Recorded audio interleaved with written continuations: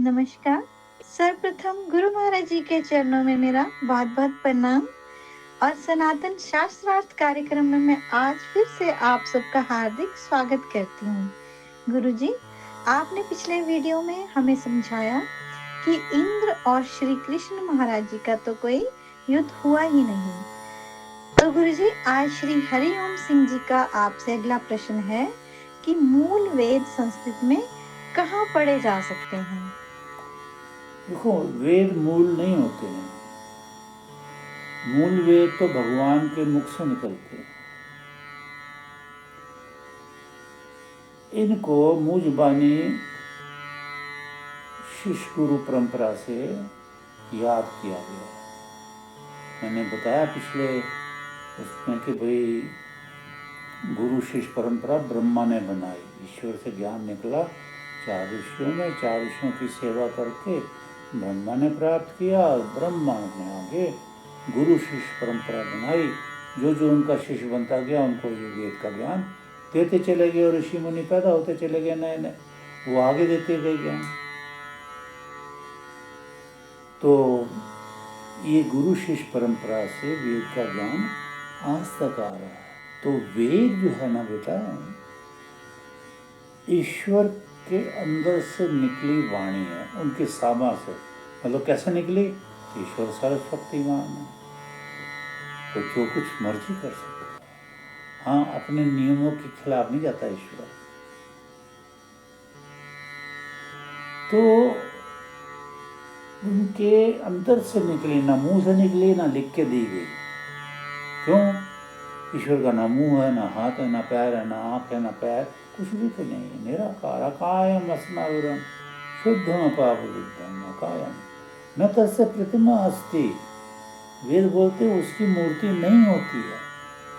अब वेद तो बोल रहे हैं भगवान, और इंसान कह रहा मूर्ति होती है, तो वो इंसान की दिमाग की उपज है वो। और दिमाग होता है रजोगुण तमोगुण सतोगुण।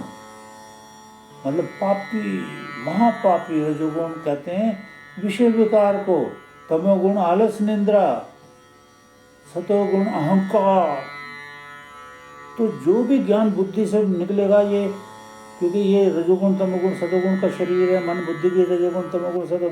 तो ये जो मैं बोल रहा हूँ ना, रजोगुण विषय विकार, तो ये इन तीनों गुणों, ये 3 गुणों की वैरायटी बहुत ज़्यादा है। तो तीनों गुणों की वैरायटी उस पुस्तक में आ जाएगी। इसलिए मैंने कई बार कहा कि मान लिया आप राम राम राम जपते हैं, ईश्वर का जो अलौकिक नाम है वो तो ओम है, या फिर वह है जो ऋषि मुनि देते हैं। तो अपनी मर्जी से मान लो आप राम राम जप रहे को, चलो जो भी जिसकी। तो अब या ओम चलो ले लो, तो ओम सच्चा नाम ईश्वर का। तो यहाँ से अब मैं वो सूत्र भूल गया, यहाँ से वायु चलती नाभि से।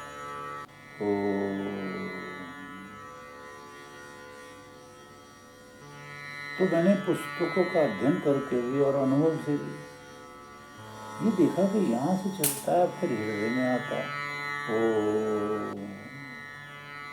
फिर कंठ में आता है,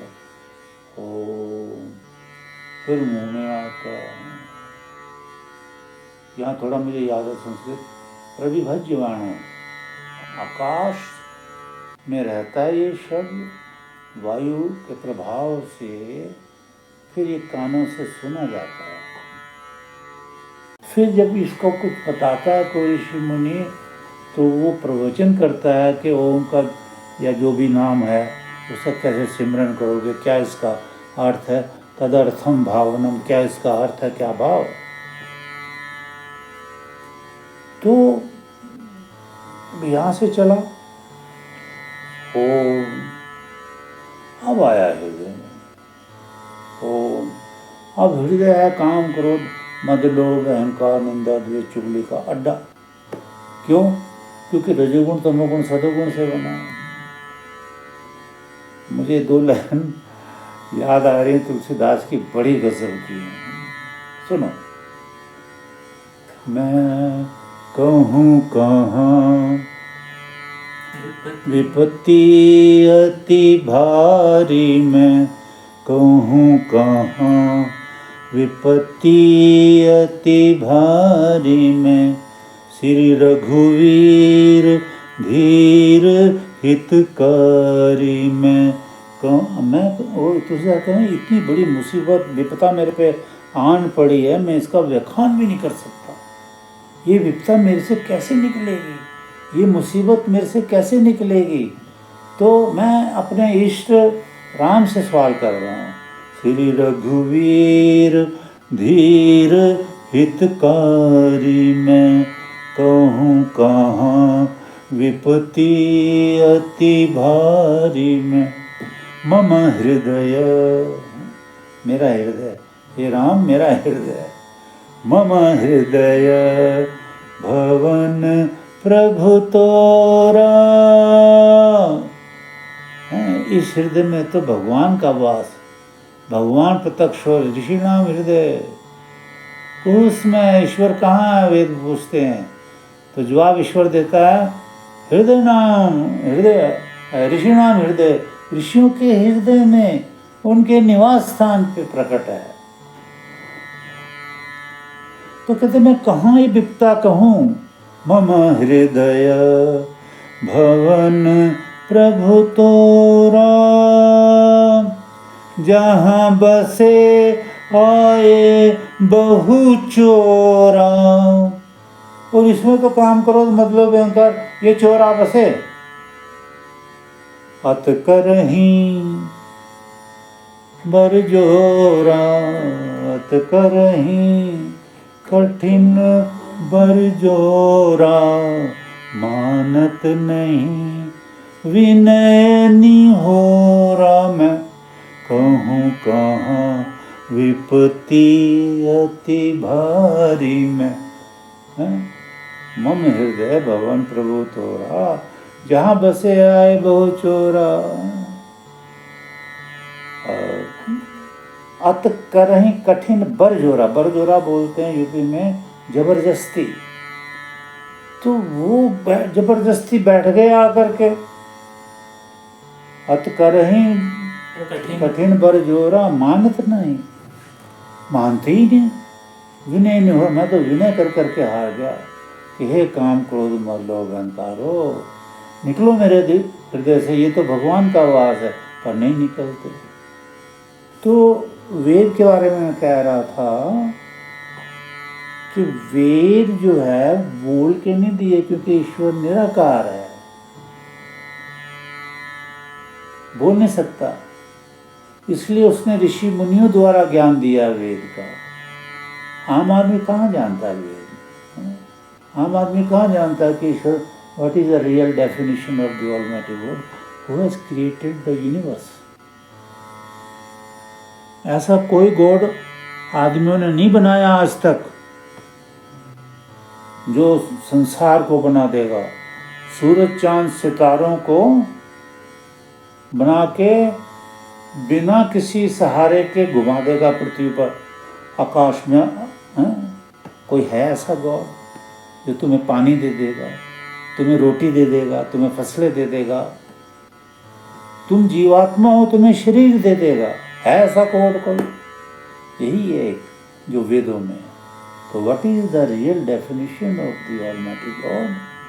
वो ये है कि when Ishwar himself telling you about his unlimited divine qualities in the Vedas, those qualities indicate the real God who creates the universe. तो ये ऐसा ज्ञान है कि बिना बोले बिना लिखे दिया, आगे भी बिना बोले बिना।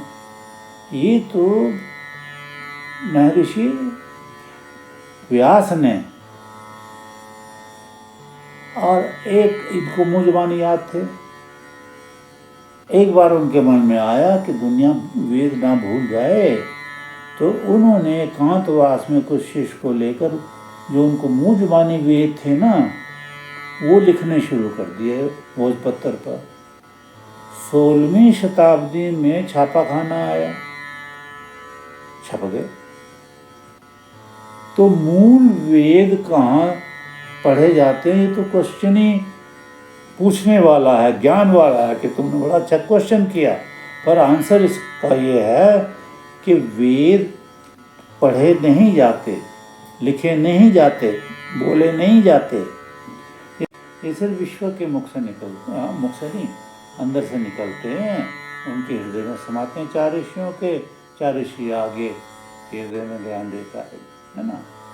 तो वेद कभी भी आज बिल्कुल नहीं सुनाई देंगे किसी के द्वारा भी। हाँ, एक फंडामेंटल लॉ भगवान ने बताया, ईश्वर ने, कि कोई योगी अगर पिछले जन्मों से तपस्या कर रहा है और उसकी समाधि लग गई, कठोर साधना करते करते करते उसकी समाधि लग गई, तो उसके अंदर वेद प्रकट हो जाते हैं। वो वेद कौन से हैं? जो ईश्वर की शक्ति से निकले हुए, वो वेद प्रकट हो जाते हैं।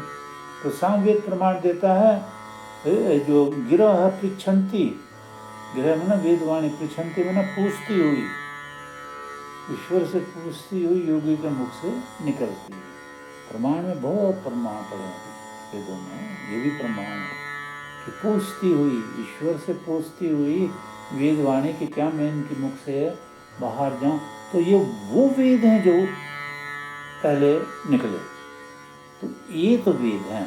इसलिए अगर मूल वेद की बात करते हुए हो तो आंसर बेटा बड़ा गहरा है कि कोई योगी ढूंढना पड़ेगा आपको जिसकी समाधि लगी, उनके मुख से ये वेद निकलते हैं, और किसी के भी मुख से वेद नहीं निकलते, और बुद्धि से निकलते हैं, याद कर करके। और वही कामी क्रोधी लोभी अहंकार होता है। मैंने बताया ना, हृदय में, हृदय तो काम क्रोध मद लोभ अहंकार का डेरा है। तो आपने बोला ओम, तो ओम इधर आया, ओम ने काम क्रोध मद लोभ अहंकार का संस्कार लिया हृदय से, फिर कंठ में आ गया और फिर मुंह में आ गया। तो आपने बोला ओम, तो उसमें से करोड़ों पाप आपके निकल गए मुंह से, पुण्य नहीं निकलेगा। पुण्य के लिए भगवान ने एक ही रास्ता बताया चारों वेदों में, किसी विद्वान ऋषि मुनि के पास जाकर वेद। धन्यवाद गुरु जी, आपने बड़ी ही सरलता से मानदेय जी के प्रश्न का उत्तर दिया। शीघ्र ही हम अगली वीडियो में मानदेय जी के अगले प्रश्न का उत्तर लेकर आएंगे। तो जुड़े रहें वेद ज्ञान की वर्षा का आनंद लेने के लिए, और हमारे चैनल को लाइक, शेयर और सब्सक्राइब भी जरूर करें, ताकि विश्व भर में वेदों की निरंतर वर्षा होती रहे। धन्यवाद।